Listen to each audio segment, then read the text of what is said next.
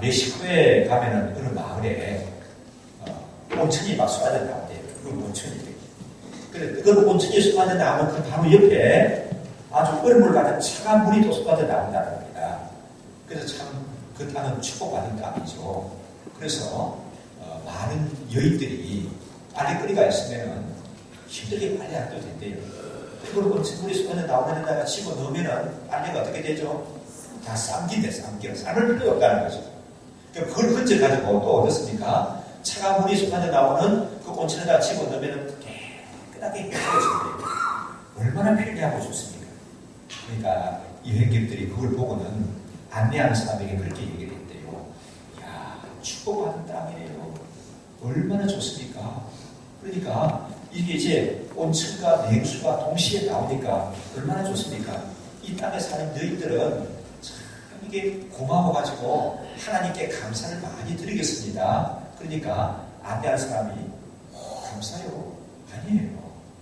그럼 왜 그래요? 그러니까 감사가 아니라 불평이 많아요. 그런 거예요. 그러니까 이제 이 여행객들이 믿어지지가 않는 거예요. 이렇게 온천수가 나오고 뜨거운 온천이 나오고 차물이 나오는데 불평할 게 뭐가 있습니까? 감사하죠. 왜 이걸 불평을 해요? 감사 안 하고. 그러니까 안내하는 그 여행객을 안내하는 가이드가 하는 말이 이렇게 하더라는 겁니다. 왜 불평하는가 하면요. 비누가 안 나온다고 불평한대요. 그러더라는 거죠. 무슨 말씀인지 아직도 감이 안 잡히시나요? 자, 이 고마운 것 속에서 또 그 사람들은 뭡니까? 비누가요. 난 비누가 나오면 좋겠는데 불평한다는 거죠. 그래서 사람 사는 것이 그런 것 같습니다. 많은 감사거리 속에 사는데 감사하지를 못하고 불평이 많은 것 같아요. 탈무드에 보면 이 얘기가 있습니다. 세상에서 가장 지혜 있는 사람은 누구냐? 누구 같아요? 가장 지혜 있는 사람은 모든 사람에게 배우는 사람입니다. 모든 사람에게 배우는 사람이 지혜 있는 사람이라는 거죠. 그럼 세상에서 가장 강한 사람은 누구인가? 이거 강하죠. 자기를 절제할 수 있는 사람, 자기를 제어하는 사람이 가장 강한 사람이다. 그렇게 얘기합니다.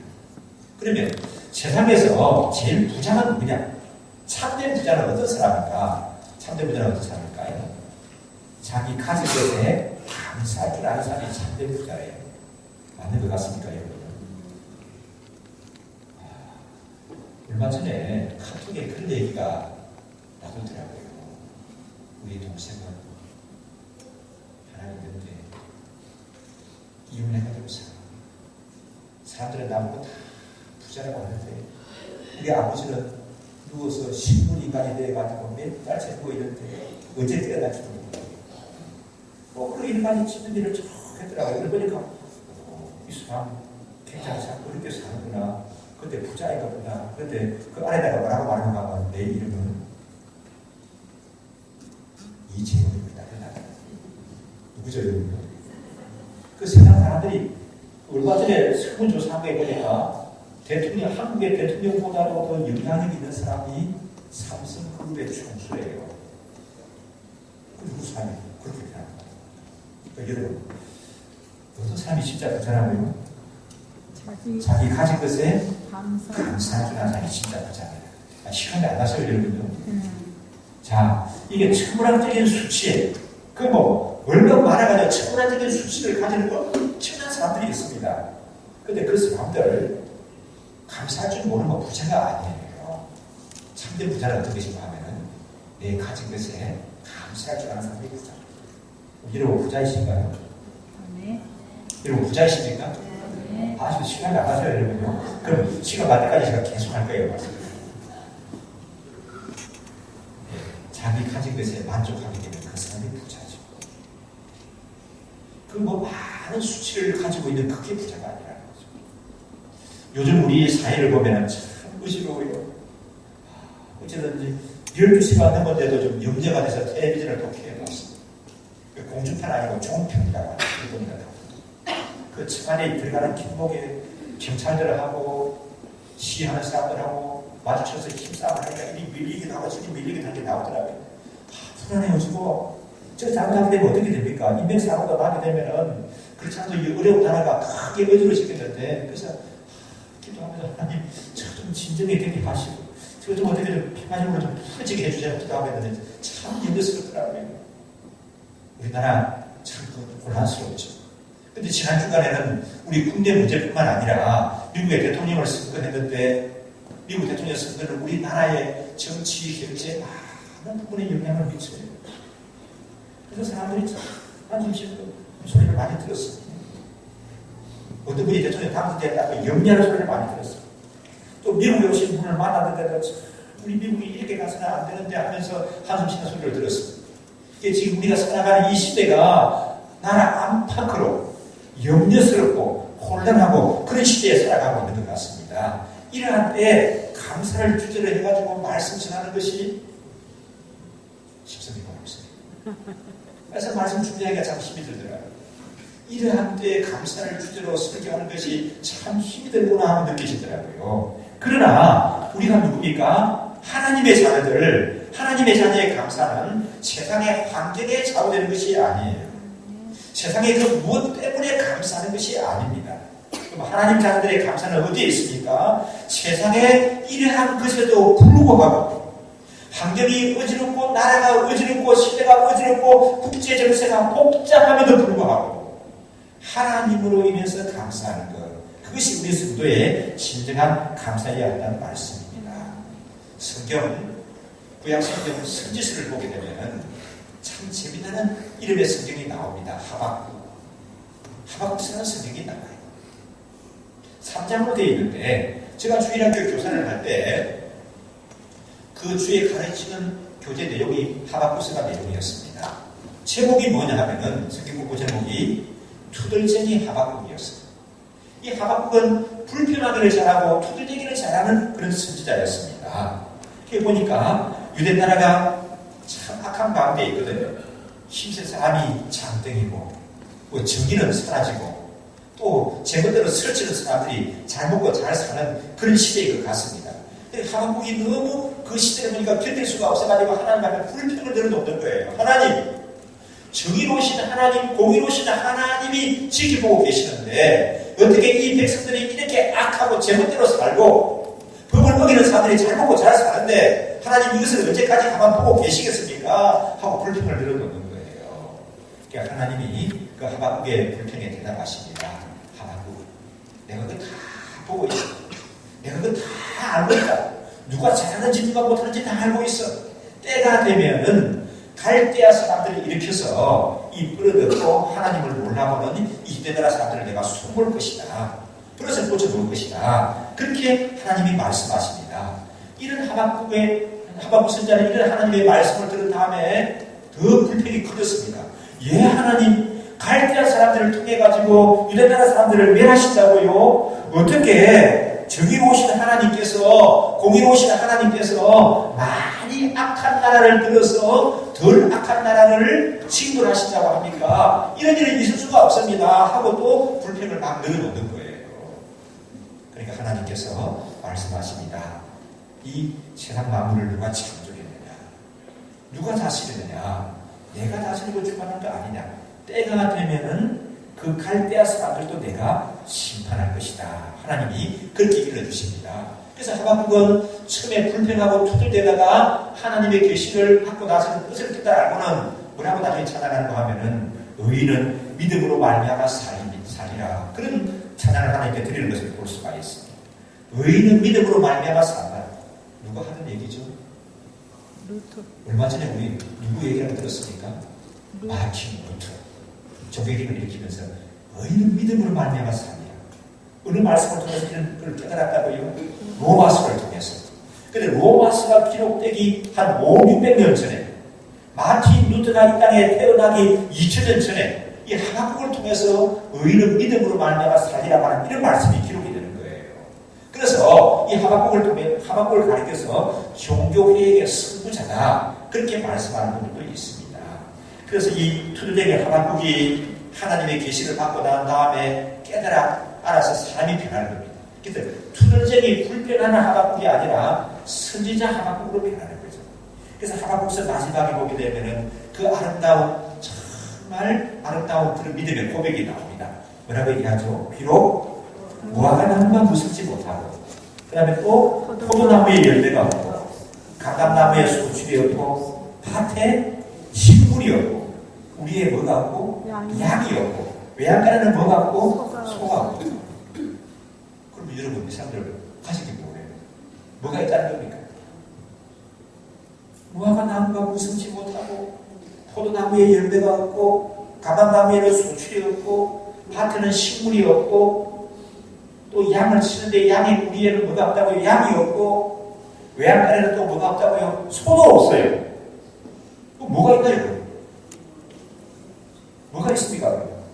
그런데 하박국은 뭐라고 말하는가 하면은 그런다 할지라도 나는 여호와로 말미암아 즐거워하며 나의 구원의 하나님으로 말미암아 기뻐할 것이다. 그렇게 찬양합니다.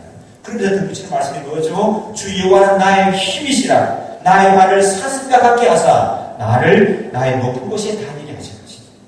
여호와 하나님은 나의 힘이 되시는 하나님이신데 그 하나님이 나를 사슴과 같게 하사 나의 발을 높은 곳에 다니게 하실 것이라 그렇게 노래하는 것을 볼 수가 있습니다. 하나님의 자녀들의 감사는 이런 하나님의 은혜로 인하여서 감사드려야 하는 거예요. 세상에 가진 것 때문에 감사하고 환경 때문에 감사하고 그러면 여러분 계속 살아가면서 우리가 감사거리가 나오는 게 아니라 불편할 수밖에 없는 인생이 되어지는 겁니다. 우리가 누굽니까 여러분? 우리가 누구죠? 하나님의 자녀. 고맙습니다. 여러 가지 답이 나올 수가 있는데 우리가 누굽니까? 그러니까 많은 분들이 하나님의 자녀라고 말씀하는데 그 정답이죠. 우리가 누굽니까? 그러면 나는 하나님의 자녀입니다. 그렇게 대답해야 되는 거예요. 그러면 하나님의 자녀들은 특징이 있어요. 어떤 사람들 보니까 특징이 있는 사람이 있죠. 한국에 한번 생각해 보세요. 그 사람 특징은 뭐예요? 그러니까 그 사람은 입이 너무 훌륭하죠. 그 사람. 또 어떤 사람은 뭡니까? 먹는 걸 얼마나 밝힌지 그 사람은 먹는 게 특징이 아니라 밝힌. 그런 사람도 있죠. 어떤 사람 만나면 참 힘들게 하죠. 힘들게 하는 그 사람의 특징인 것 같다. 그 사람 생각하게 되면 그런 특징들이 떠올라요. 그러면 우리는 하나님 자녀들의 특징은 뭘까요? 하나님 자녀들의 특징은 뭐가 되어야 할까요? 감사하는 것이 하나님의 특징, 자녀의 특징이에요. 감사하는 것이. 우리 옆 사람 한번 얘기합시다. 아무개님, 하나님 자녀의 특징은 감사하는 것입니다. 하나님의 자녀의 특징은 감사합니다. 골로새서 3장에 보니까 너희는 또한 감사하는 자가 되라. 너희는 또한 감사하는 자가 되라. 그렇게 말씀합니다. 하나님 자녀의 특징은 감사하는 삶을 사는 거예요.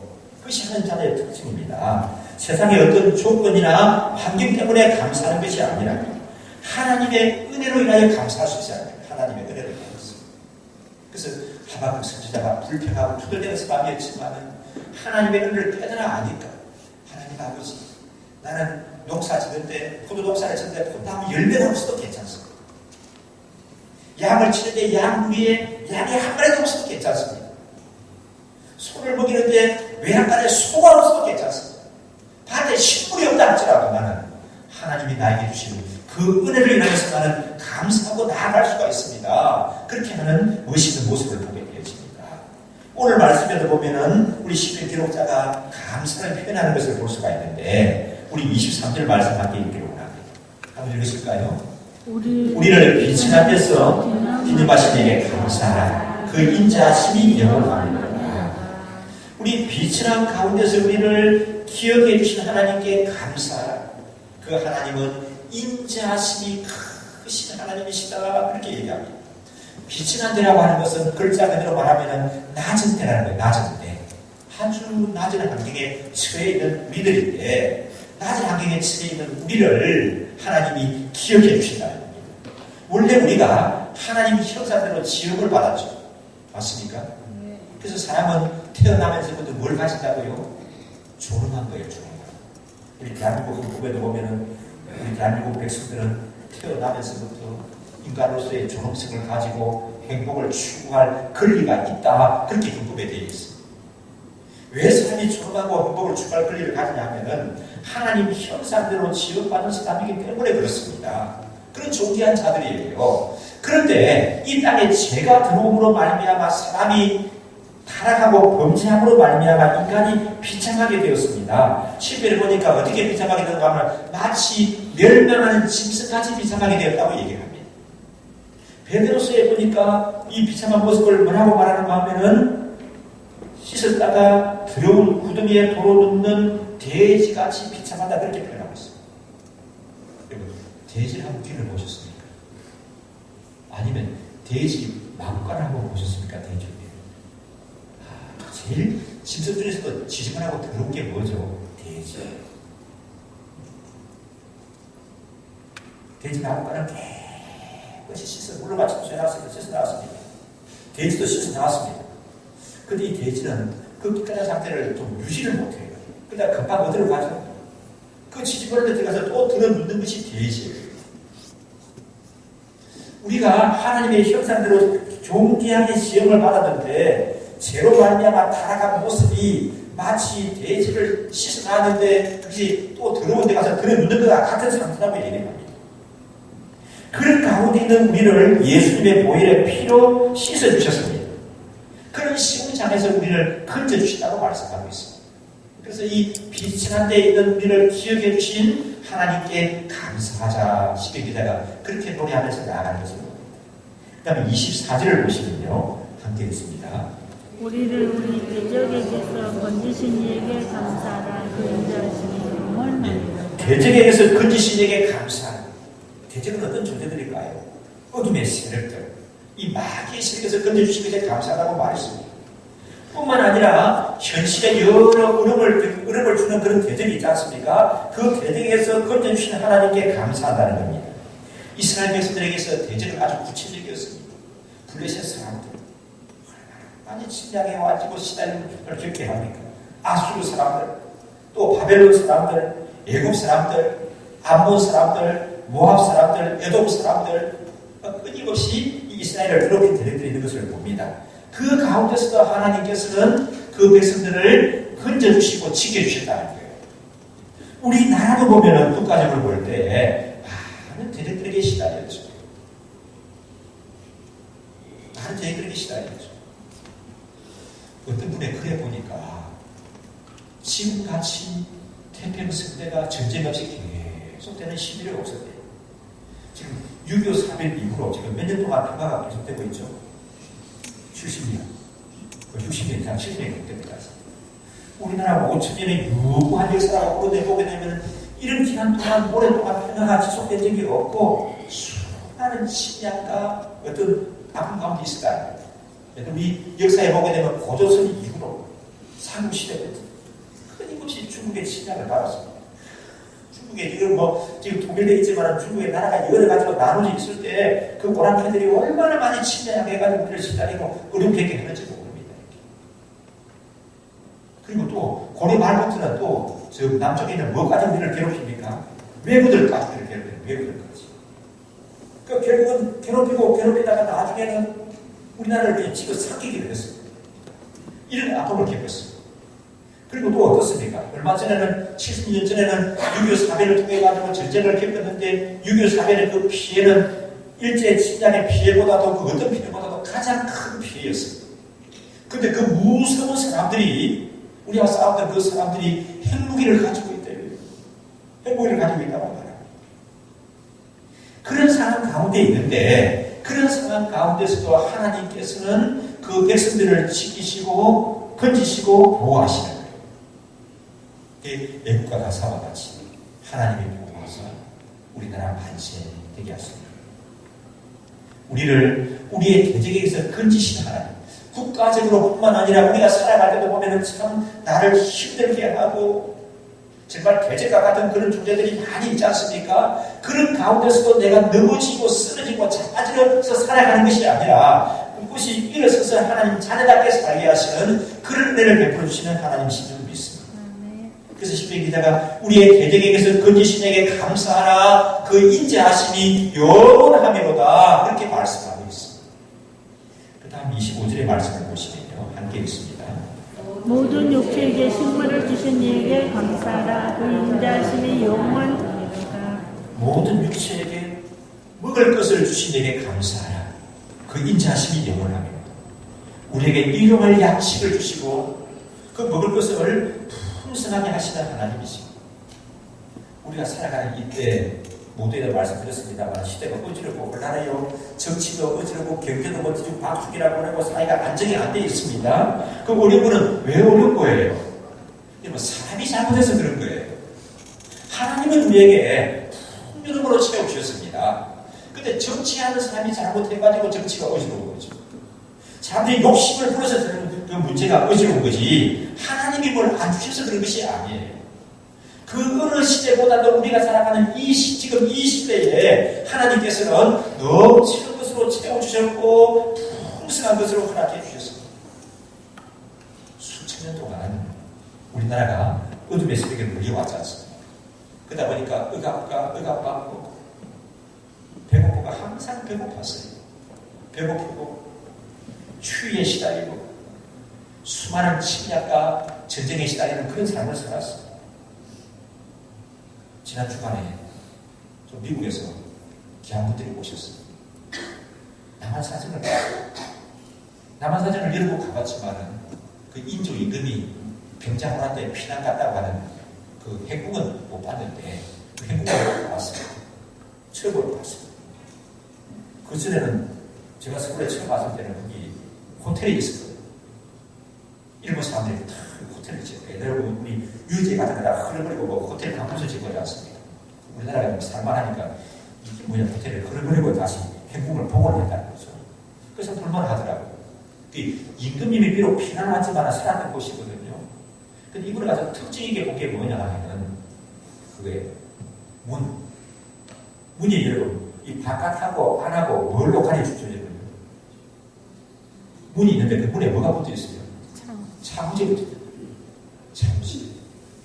여러분 요즘 아파트 보면 어때요 여러분? 문이 어때요? 문이 유리가 그냥 유리가 아니고 이중창 유리예요. 유리 밖에 한번 쫙 돼 있고 또 안에 어떻습니까? 안에 또 이중창 유리 있는 문이 또 있는 거예요. 그러니까 밖에서 비가 오는지 눈이 오는지 추운지 더운지를 모르겠어 집안에 있으면 그렇게 살았습니까? 그런데 그 전에는 그 집까지 얼마 전까지만 해도 제가 어릴 때도 그렇게 살았어요. 바깥하고 안하고 구별하는 게 뭐라고요? 창호지 한 장이에요. 창호지 한 장. 옛날에는 겨울이 얼마나 깊고 추웠는지 모르겠어요. 또 부엌이 뭡니까? 자다가 물 먹고 싶으면 물 마셔야 되니까 물을 타다 놓지 않습니까? 그럼 그 물이 어떻게 되면요? 떠오르고 그래 안 그렇겠어요 여러분. 창호지 한 장인데 창호지 한 장으로 바깥하고 안하고 방안을 구분하는 그렇게 살았던 우리라는 거죠. 그래서 지금 이렇게 부유한 물건입니다. 얼마 전에 어떤 분이 쓴 글에 보니까 세계 나라가 한 200개 정도 나라가 되는데 그 중에서 먹고 사는 데 있어서 우리나라가 10등 안팎에 든대요. 대단한 겁니까 여러분? 시간 내라 안 나요. 그럼 우리 애가 학교 다니는데 애들이 한 반에 200명이 있어요. 우리 아이 성적이 10등 안팎에 들어요. 그럼 공부 잘하는 겁니까? 못 잘하는 겁니까? 잘하는 겁니다. 잘하는 거죠. 200명 중에서 10등 안팎에 들으면 잘하는 거죠. 이 땅에 200개의 나라의 국가가 있는데 먹고 사는 문제에 있어서 우리나라가 10등 안팎에 들어간대요. 10등 안팎에. 이 시대가 얼마나 참 감사하고 놀라운 겁니까? 그리고 성경의 표현과 같이 연분연 풍요로운 가을을 하나님이 주셨습니다. 풍요로운 가을을 주셨습니다. 자, 요즘 보니까 그 사과 한 쪽 먹는 것도 그렇게 맛있고 저는 고마워요. 배 한 쪽을 먹는데도 그렇게 배 맛이 있더라고요. 여름에 더워서 감사하죠. 풍요로운 가을을 주셨습니다. 그 더더구나 이제 중요한 거는 여러분 뭐 여러 가지 얘기도 있지만 가을 해마다 가을이 풍요로 가지고 쌀이 많이 수확이 된다고 하는 것이 얼마나 고마운 건지 몰라요.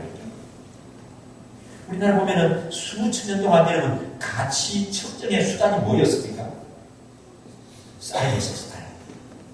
제가 어릴 때도 예를 들어서 고등학교를 졸업하고 면접에 취직을 했다. 그러면 사람들이 봉급이 얼마냐? 10만 원 받는데.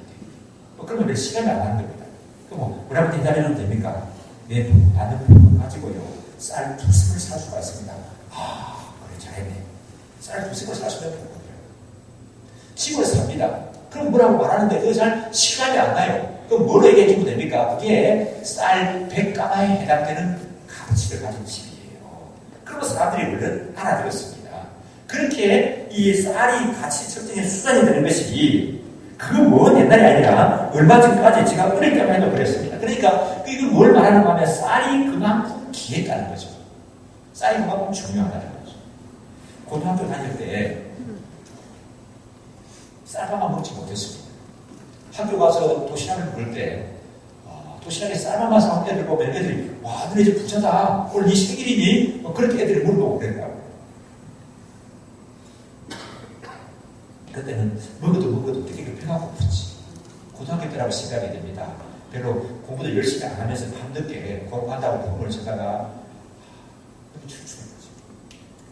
지금은 뭐 사과도 먹고 배도 먹고 감도 먹을 수가 있는데 라면도 끓여 먹을 수가 있는데 그때는 그런 것도 없고 그래가지고 제가 쌀통에 가서 쌀을 꺼내가지고 씻었어요. 연탄 냄비에 넣어가지고 연탄 불에다 얹어놨어요. 밥을 한다고 했는데 밥을 안 해가지고 나중에 타는 냄새가 나는데 냄비를 다 태웠어요. 밥을 얼마 먹지는 못하고 냄비를 다 태워가지고 약간 먹을 것이 바닥에 걱정이 돼가지고 다락해가지고 냄비를 수백에 얹어놨어요. 그랬거든요.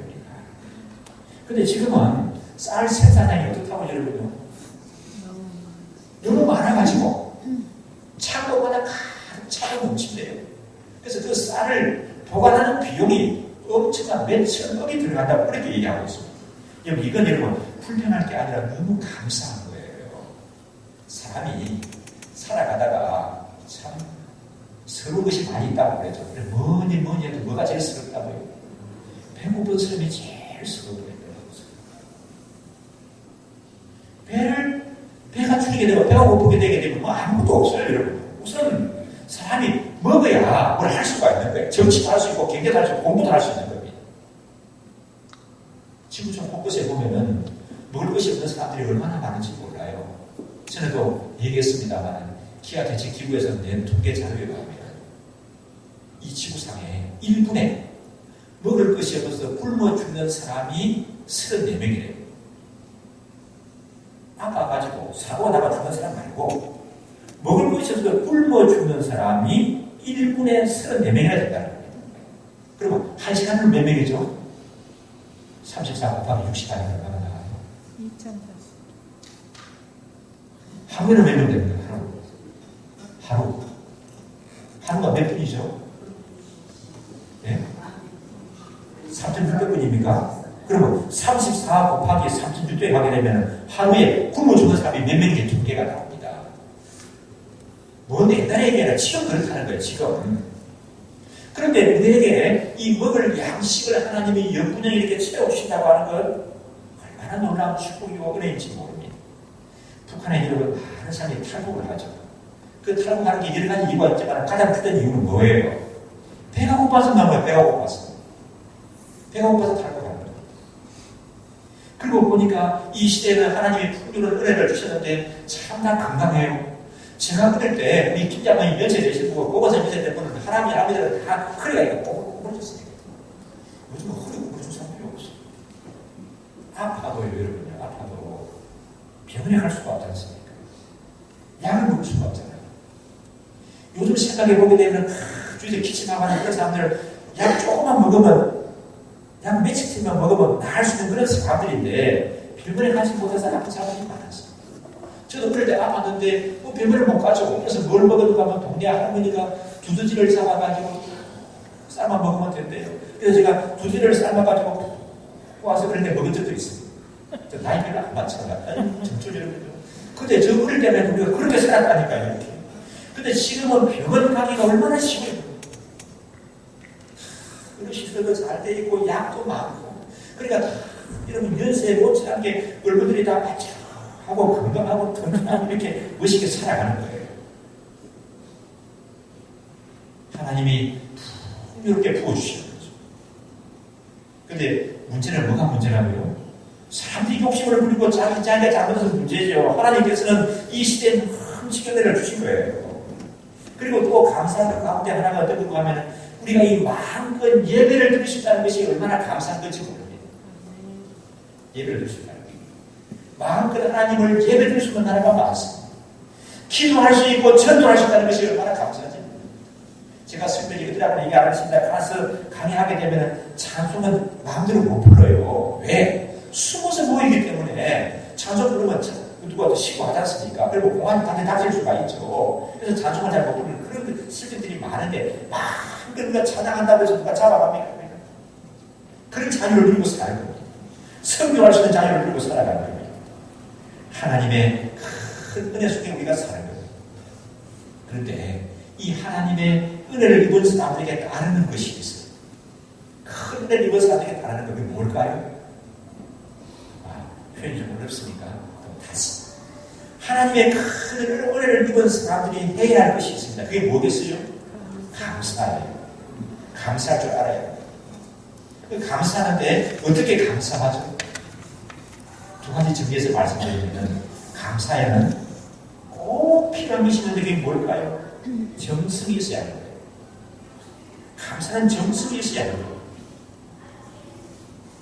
여러분 선물을 받는 것이 좋아요? 왜 좋죠? 부담이 없어서 좋기도 하지만 그 사람의 정성의 표현이거든요. 그 사람이 나를 이렇게 생각해 준단 말이지. 그래서 고마운 거예요. 그래서 선물을 받았는데 정성이 없다고 생각해 보시면 그런 거 어떨까요? 며느리를 보고 사이를 봤는데 며느리 사이가 아버지 대갑이라고 칠순이라고 해가지고 선물을 가져왔는데 보니까 너무 정성이 없다고 합시다. 그럼 어떻게 되겠어요? 얘들이 나를 뭘로 알아요?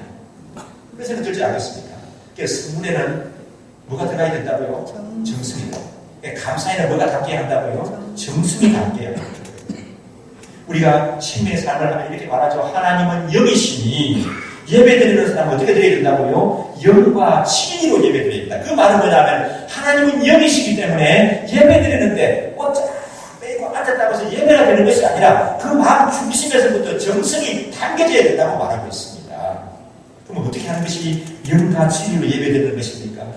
정성이 담기는 예배예요. 찬양은 어떻게 해야 된다고 말하죠? 진정으로 찬양해야 되고 기도는 어떻게 해야 된다고요? 여러분요? 믿음으로 기도해야 되고 설교는 어떻게 된다고 말하죠? 하나님의 음성으로 들어야 되고 금동은 어떻게 들어야 된다고요? 감사함을 가지고 들어야 된다. 그렇게 말합니다. 그래서 감사에는 뭐가 있어야 된다고요? 정성이 있어야 됩니다. 옆 사람 마주보고 얘기합시다. 아무개님, 감사에는 정성이 담겨야 합니다. 감사에는 정성이 담겨야 합니다. 두 번째로 감사는 표시가 되어야 합니다. 감사는 표시가 돼야 합니다. 마음속으로만 생각하고 있어요. 그분의 고마움은 내가 죽을 때까지 잊으면 안 돼. 그렇게 생각하고 있어요. 그건 감사가 아니에요. 감사는 뭐 해야 된다고요? 표시, 표현해야 돼요. 또 어떤 사람은 말로 잘합니다. 그 사람 은혜는 내가 많이 입어서 참 고마운 분이야. 뼈에 사무치도록 은혜를 입었지 고마운 분이지. 말도 안 하는 사람도 있으니까 말할 것도 괜찮지만 그건 언제나 감사는 아니에요. 감사는 표현이 돼요. 자주 얘기합니다만 하마 슈트라는 분의 유명한 시가 있습니다. 노래는 뭐 하기까지 노래가 아니라고요. 노래는 부르기까지 노래가 아니고 종은 뭐까지 종이 아니라고요. 종은 울리기까지 종이 아니고 사랑은 표현하기까지 사랑이 아니다. 멋있죠. 한번 이 가을에 시를 한 수 외우는 것도 좋아요. 따라하실까요? 노래는 부를 때까지 노래가 아니고 노래는 부를 때까지 노래가 아니고 종은 울릴 때까지 종이 아니며 종은 울릴 때까지 종이 아니다. 사랑은 표현할 때까지 사랑이 아니다. 사랑은 표현할 때까지 사랑이 아니다. 다 배우셨어요? 한번 해보실래요? 노래는 부를 때까지 종은 사랑은 표현할 때까지 이 사랑은 담아먹고 이렇게 그 동네 처자를 갖다가 또 총각을 마음속으로 연봉을 하고 살아가는 건 안 된다. 그러다 보니까 어때요? 상자병에 걸리고 우울증에 걸리고 사랑은 표현. 남편에게 사랑을 표현해야 돼. 아내에게 사랑을 표현해야 돼. 특히 저 같은 사람 마음속에는 아내에 대한 하는 사랑을 마음속에는 담고 있지만 표현을 잘 못해요.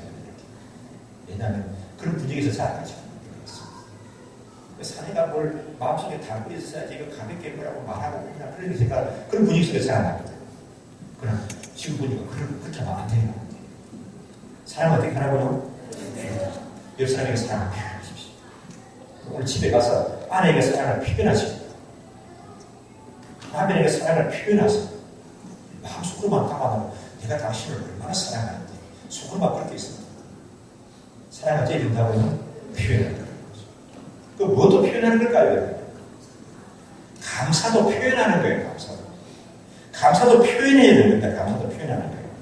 마음속에만 담아두면 그거는 참된 감사가 아니에요. 구체적으로 표현할 수 있어야, 표시할 수 있어야 그것이 진정한 감사라는 거죠. 요즘 우리 사회가 참 하나님이 부어주신 것은 많은데 많은 사람들 얘기 듣고 우울하대요. 우울해. 많은 사람이 침체 가운데 빠지는 것을 봅니다. 그러면 그들보다 못 먹고 살아서 어려워서 병이 들어서 아픔이 있어서 별식 걱정거리가 많아서 우울하고 침체에 빠집니까? 아니에요. 이 어둠의 영이 이 공격들을 하는데 특히 우리 한국 사람들에게 이 시대 사람들에게 이게 우울하게 만드는 거예요. 나는 우울할 것도 그때 우울하다고 하니까 자꾸 우울해지는 거예요. 그래서 자꾸 침체에 빠지게 만드는 겁니다. 여러분 하나님의 자녀들은 이 우울하다고 하면서 침체에 빠지게 되면은 거기서 자꾸 가라앉는 거예요. 어둠의 세력들이 키를 쓰고 달려드는데 어떻게 하든지 우울함에 빠뜨리려고 하는 거예요. 침체에 빠뜨리려고 하는 거예요. 이렇게 막 물고 늘어지고 있거든요. 근데 내가 자꾸 우울하다 침체에 빠진다 하게 되면 그 분위기에 젖어가지고 점점 주저앉게 되어지는 겁니다. 거기서 벗어나야 할 거예요. 어떻게 벗어납니까? 감사해 보십시오. 나는 하나님의 존귀함을 입은 자녀이다. 그러면서 좀 감사를 표현하는 삶을 살게 되면 그 우울함에서 벗어나게 돼요. 이 우울함이라고 하는 침체라고 하는 이 울타리가 우리를 다 에워싸고 있는데 우리가 감사를 외치고 나아가게 되면 그 우울함에 에워싸고 있는 울타리가 깨지는 거예요. 벗어나는 거예요. 그래서 벗어나게 되는 거예요.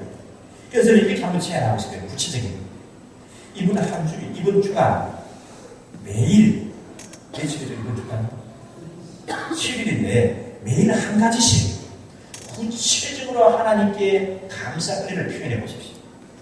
또 사람에게도 표현해 보십시오. A4 용지를 집에 가서 마련해 놓으세요.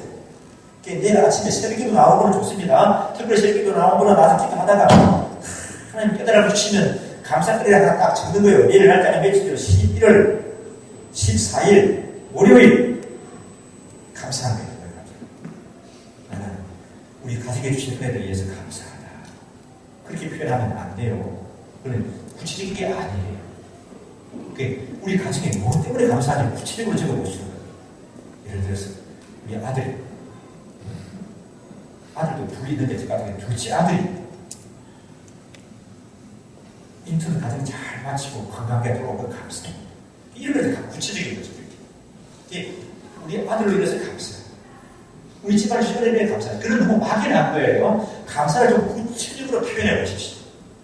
또 화요일 11월 15일 그 다음에 뭡니까? 뭐라고 썼습니까? 또 그날 아침에 주는 것을 적어보십시오. 감사. 그리고 이것을 위해서 하나님 내가 감사합니다 하고 하나님께 참 감사를 드리고 찬양을 드려보십시오.